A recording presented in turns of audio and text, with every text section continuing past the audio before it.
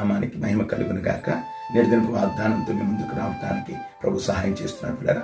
న్యాయాధిపతుల గ్రంథం 5వ అధ్యాయం 31వ వాక్యం. ఆయనను ప్రేమించువారు బలముతో ఉదయించు సూర్యుని వలె ఉందురు. అవును పిల్లరా, దేవుని పిల్లలమైనటువంటి మనము ఆయన ప్రేమించినట్లయితే ఆయన పిల్లలమైనటువంటి మనందరినీ కూడా ఉదయకాలపు సూర్యుని వలె, అది క్షణక్షణము లేక గడియ గడికి ఎలాగైతే అద్భుతమైనటువంటి వెలుగుతో, అది అధికమైనటువంటి వేడితో ముందుకు సాగుతూ పిల్లల లోకానికి వెలిగిస్తుందో అలాంటి ఆశీర్వాదాన్ని దేవుడు మనకి ఇచ్చే దేవుడై ఉన్నారు.